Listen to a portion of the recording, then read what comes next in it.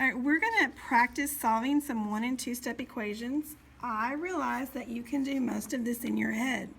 That's why we're going to use these to practice our good equation solving skills. So what I want you to do is I want you to divide your equation in half because we need to keep our equation balanced. Circle everything that goes with the variable. That's the letter. All right, then we're going to start doing inverse operations. So the inverse of adding 4 is to subtract 4. What you do to one side, you do to the other side. I do this so these 4's will zero out. So I'm left with x is equal to 8 minus 4 is 4. That's my solution. I know you can do that in your head, but you're going to practice these steps. All right, we'll divide your equation in half. Circle everything that goes with your variable. This is to subtract 3. The opposite or inverse of subtracting 3 is to add 3. What I do to one side, I do to the other side. The point of this is to get that to zero out. So I'm left with x is equal to 8 plus 3, which is 11. We're saying these are the same thing. So if I go back up here and put 11 in for x, 11 minus 3 is 8. So we know we're right. Okay, everything goes with my x this time. So I'm just gonna, when the number is next to the letter, it means to multiply. The opposite of multiplying is to divide. I have to take that negative sign with it. What I do to one side, I do to the other side, all right? I do this, so this turns into 1x. So 1x is equal to 49 divided by negative 7. And so I'm going to wind up with x is equal to negative 7 because negative 7 times negative 7 is 49.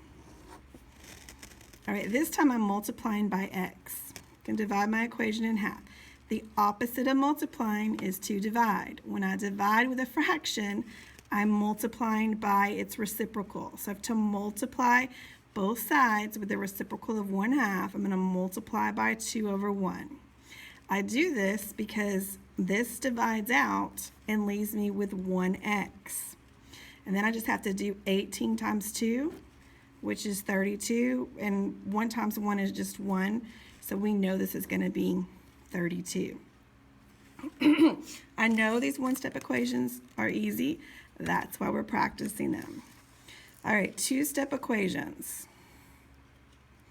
All right, so I'm going to divide my equation in half. I have to keep both sides balanced. Circle everything that goes with your variable. This leaves me with plus 4. All right, I need to subtract 4 to both sides. I'm trying to get the x on one side and the numbers on the other side. I do this so this turns into 0. So then I'm left with 2x is equal to 8 minus 4 is 4.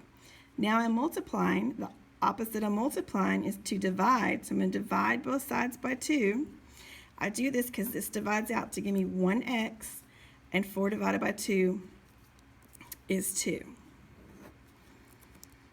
All right, this time the variables on the other side doesn't matter. Same steps. Divide the equation in half. Circle everything that goes with your variable. All right, I need to get rid of the minus 4 because I'm leaving the variable on one side.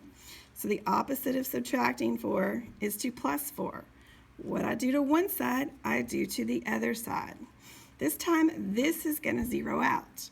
So I have 2 plus 4 is 6, and that equals to this 3x that's left over. But I don't want to know what 3x is equal to. I want to know what 1x is equal to. So this means multiply. The opposite of multiplying is to divide.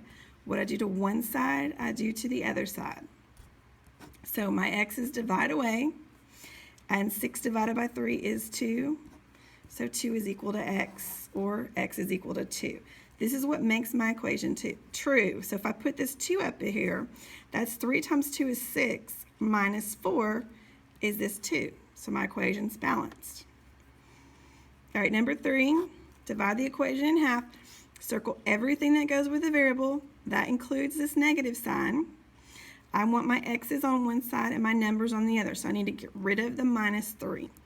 Opposite of subtracting 3 is to add 3. What I do to one side, I do to the other side. I do this so this can zero out. I'm left with a negative 3x. And then I have 12 plus 3 is 15. But I don't want to know what negative 3x's are, I just want 1x. So the opposite of multiplying is to divide. So I'm going to divide both sides by negative 3. This gives me negative 3 divided by negative 3 gives me 1. And 15 divided by negative 3 gives me negative 5.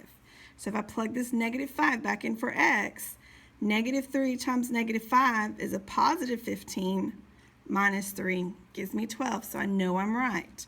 We're doing these easy equations, so when you get your answer, you know that you're doing it right. All right, the 1/2 goes with the x. I'm going to divide my equation in half. I'm going to keep the x's on the left. I'm going to move this minus 4 to the other side. Opposite of subtracting 4 is to add 4. What I do to one side, I do to the other side. So I wind up with my 1/2 x. That becomes 0. 10 plus 4 is 14. All right, the opposite of multiplying is to divide. But when I divide by a fraction, I'm really multiplying by the reciprocal, which is this number flipped. So I have to multiply both sides by 2 over 1. I do this because that divides away. That leaves me with x. 14 times 2 is 28. It's 14 over 1, but 1 times 1 is 1. So there you go. So if I were to plug this back in here, half of 28 would be 14, and 14 minus 4 would be 10. So I know that I did it correctly. Okay, these are a few easy problems to practice with. I want you to show all the steps that I showed. On the next page, it's going to be your turn. So you're going to use all these same steps and answer your own questions.